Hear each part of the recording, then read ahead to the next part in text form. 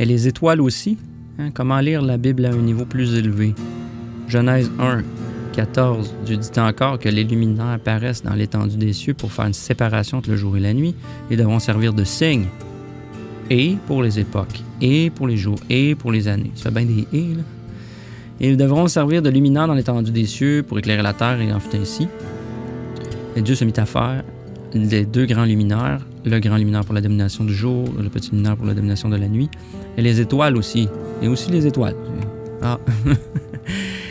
Le mot époque, c'est au signe, en fait. Le mot signe veut dire chose à venir. Ça vient de l'hébreu OTH, hot. Ça veut dire chose à venir. On dit aussi dans Ésaïe 40, 26, « Levez vos yeux vers le ciel et voyez qui a créé ces choses. C'est celui qui les fait sortir comme une armée, chacune d'elles par son numéro. Il les appelle toutes par leur nom. » Dieu a nommé, a numéroté les étoiles. Il est capable de les compter puis de leur a donné des noms. C'est Dieu qui a donné des noms aux étoiles. Psaume 147, 4, même chose. Il compte le nombre des étoiles, elles toutes. Il les appelle par leur nom. Les noms, genre quoi? Bélier, Gémeaux, Taureau, Lion, Vierge, Scorpion. Je dis ça comme ça. La connaissance des étoiles, c'est Dieu. C'est Dieu qui l'a fait. C'est lui qui a placé les étoiles là. C'est lui qui les a placées pour les époques, pour les jours, les années, pour les temps précis. Il les a nommés, puis il les a numérotés. Et dans Job 38, il y a le mot Mazaroth. A-O-T-H encore, il y a la même racine ici dans le mot. Ça veut dire signe du zodiaque. C'est les 12 signes du zodiaque, le Mazaroth. Le mot qui est ici, c'est Mazaroth, ça veut dire le zodiaque. Mais ils ne l'écrivent pas souvent parce qu'ils n'aiment pas ça mettre le mot zodiaque. Ça fait peur. Ils l'ont mis dans les notes. Un terme apparenté qu'on trouve au pluriel. Ici aussi, dans 2 Rois 23.5, qui désigne les constellations du zodiaque. Puis dans la King James, c'est le mot hébreu est rendu par Mazaroth. Ils ne traduisent pas. Exprès pour ne pas avoir à écrire zodiaque. Ça serait donné trop d'indices. L'histoire était préservée dans le nom des étoiles. Le nom des étoiles, tous les noms originaux des étoiles, c'est ça qu'il y a là-dedans. Il y en a plusieurs. Là. Mais même encore, il y a beaucoup de noms aujourd'hui qui viennent de l'arabe et puis de l'hébreu, de l'araméen. Ces noms-là racontent l'histoire, en fait. C'est qu'on est capable de les traduire. On peut les avoir, ces affaires-là, mais c'est juste que ça a été perdu un peu avec le temps parce que, bon, ça s'est perdu, mais toute l'histoire se racontait dans le ciel. C'était écrit avant même que les gens les écrivent dans un des livres, puis qu'ils puissent y toucher, puis messer avec, là, puis changer ça. C'était écrit dans le ciel, en fait. Tu sais, les histoires bibliques, c'était des histoires qui viennent du ciel. C'était toutes des histoires qui viennent de ça avant. C'était connu dans la tradition orale. Ça a juste été écrit après. Fait que c'est ça, cet appendice-là fait l'état de ça, parle de toutes les petites étoiles là, dans différentes constellations, leur signification, leur nom, puis comment ça a rapport avec la grande histoire. Puis si on lit ça, si je voulais prendre des fois une capture d'écran, c'est intéressant à lire, là, c'est incroyable là, la ressource qu'il y a là-dedans. C'est ça, l'autre page. Ça, c'est le résumé des 3 livres. Ensuite, c'était les différentes étoiles, les différentes constellations. Jusqu'à la fin. Puis Job aussi, si on revient à notre Job dans lequel est écrit le zodiaque, Job en passant, qui est probablement un des livres les plus anciens qui est écrit dans la Bible, qui est un livre d'astrologie évidemment, parce que les anciens peuples écrivaient, ça allait avec, ça allait de soi. Il fallait que ça vienne des étoiles, les textes venaient des étoiles, il n'y a pas d'autre façon. La structure ou la façon de faire comprendre les textes, c'était de l'astrologie en quelque sorte, c'était de l'astronomie si on veut. Parce que l'astronomie et l'astrologie, à l'époque, c'était le même mot. Il n'y avait pas de différence. C'est la science la parole des étoiles. L'astrologie, la logique des étoiles. Le logos, c'est la parole, le verbe. C'est le langage des étoiles, des astres. Si on lit Job 38, à partir de 31, ici dit « Peux-tu nouer les cordes de la constellation de Kima? » Kima qui serait les Pléiades, qui est dans le Taureau. Dénouer les cordes de la constellation de Kessil, qui serait Orion, probablement, le Taureau. Dans le Taureau aussi. Peux-tu faire sortir une constellation? Ici, c'est Mazaroth. Mazaroth qui est écrit. Peux-tu faire sortir une constellation du zodiaque au moment fixé? Ou guider la constellation d'Ash, qui est probablement la Grande Ourse, qui est entre le Gémeaux et le Cancer, avec ses fils, les enfants, Les enfants, c'est les Gémeaux. La mère, c'est elle, H. Ça veut dire la grande ours, ça serait comme l'idéologie de la maman ici, avec ses fils, ses enfants. C'est verset 33 de tous les versets, évidemment. Connais-tu les lois qui régissent les cieux? Ou peux-tu imposer à la terre leur autorité?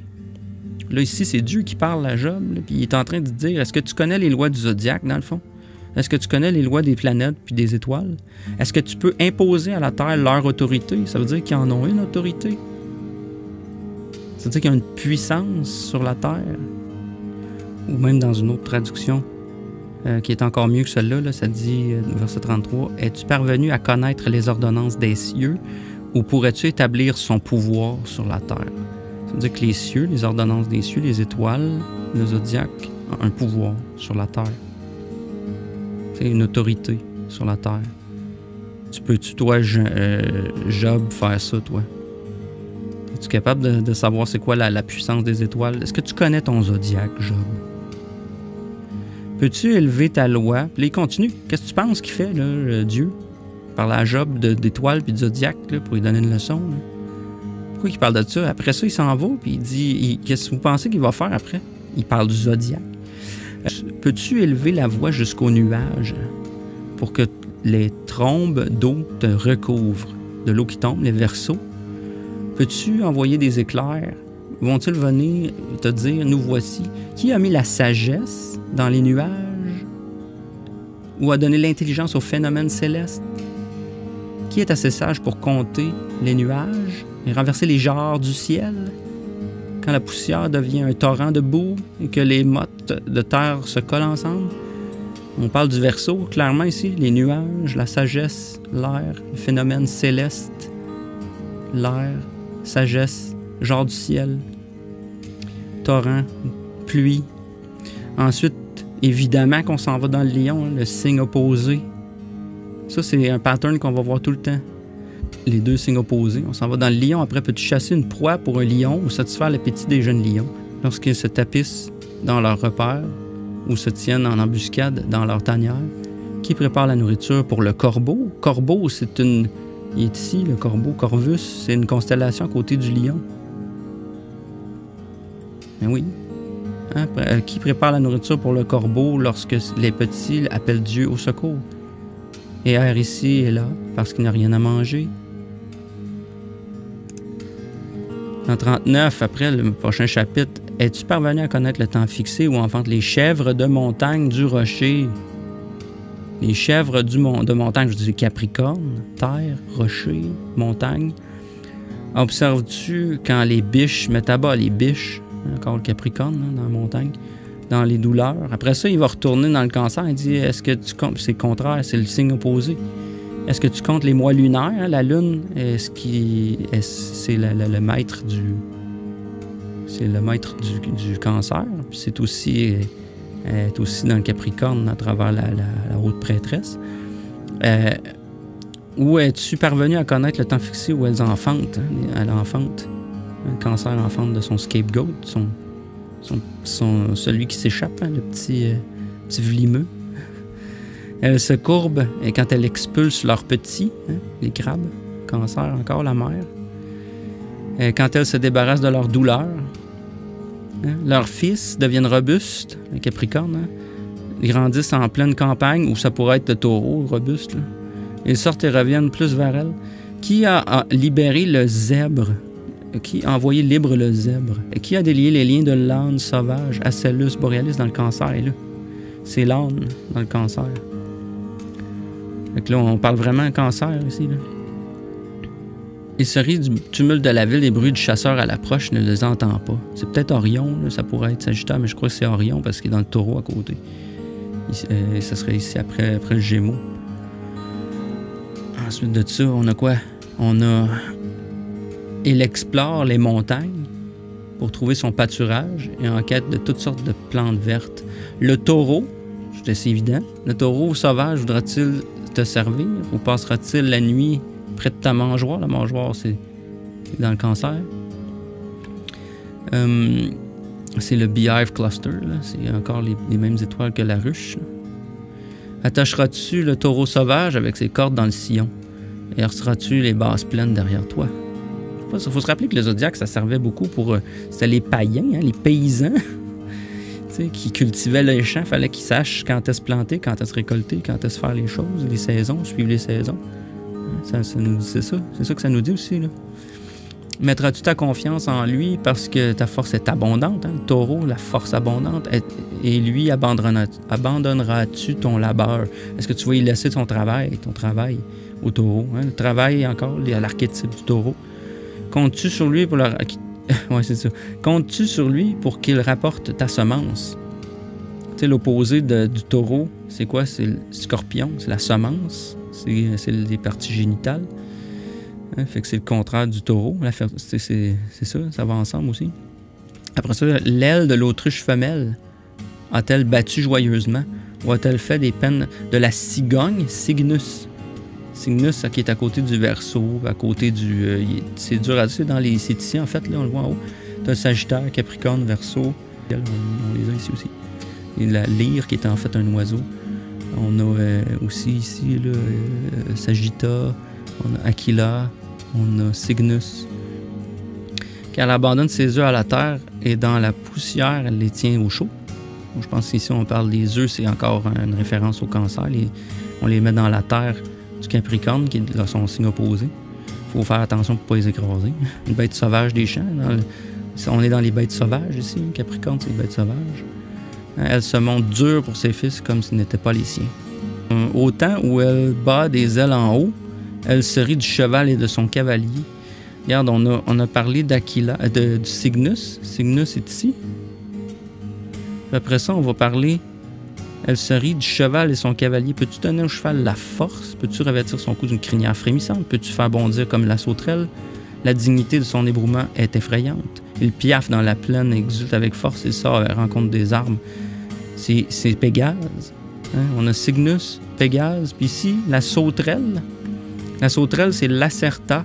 Lacerta, c'est un mot en latin, si je ne me trompe pas, qui veut dire lizard-like, comme un lézard. Ça fait référence aussi à ce qui ressemble à les grillons, les lézards, puis les sauterelles. C'est ici, c'est Lacerta. Des fois, elle est représentée plus comme une genre de blatte. Là. On s'entend-tu qu'elle est juste à côté de Pégase, hein, qui fait bondir Pégase? Là? Fait qu'on a parlé du signe, de la sauterelle, de Pégase. On parle de ça, là, cette section du ciel. À côté du Verseau, ici. Il se rit de l'effroi, elle n'est pas terrifiée, il ne recule pas à cause de l'épée, parce que c'est un signe d'air, Verseau, il est dans l'air, lui. Il n'a pas peur de l'air. Antinou aussi, qui est ici, qui lance une flèche, Antinou. Sur lui, le carquois résonne, le fer de lance et le javelot martelant le sol, tout agité, il dévore la terre. Il ne croit pas que c'est le son du corps, le chauffeur, hein, ça on parle du bélier. Dès que sonne le corps, haha, et de loin, il flaire la bataille, le tumulte des chefs et le cri de guerre. Ça, c'est Mars. Ça fait pas mal référence à toute la symbolique du bélier. On parle, est-ce grâce à ton intelligence que le faucon prend son vol, hein, le phénix, qu'il déploie ses ailes au vent du sud? Ou est-ce que sur ton ordre, l'aigle s'évèle? Aquila. On a parlé ici du carquois, la flèche. On a parlé d'Aquila. Hein, qu'il réside sur un rocher, il passe la nuit sur une dent de rocher, un lieu inaccessible. Capricorne est là, le rocher inaccessible. Il est juste là, à côté du Capricorne. De là, il doit chercher sa nourriture. Ses yeux regardent sa relâche dans le lointain et ses petits sans cesse boivent le sang. Où sont les tués? Il est là. Hein? Où sont les cadavres? Les aigles? On se rappelle, Jésus disait ça aussi. Les signes des derniers temps. Fait que ça nous démontre comment les constellations, tu sais, entre autres Job et tout ça, comment que les étoiles aussi, nommées par Dieu. Qu'est-ce que ça nous enseigne? Puis on va comprendre maintenant quand on lit des passages de la Bible, exemple comme ça, qu'on peut en retirer toute la symbolique puis se rendre compte que ça suit un pattern qui suit les étoiles du ciel.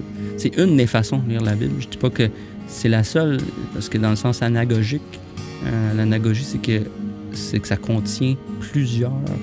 Les allégories contiennent plusieurs sens. pour nous expliquer des vérités plus profondes que juste l'histoire qui est racontée textuellement.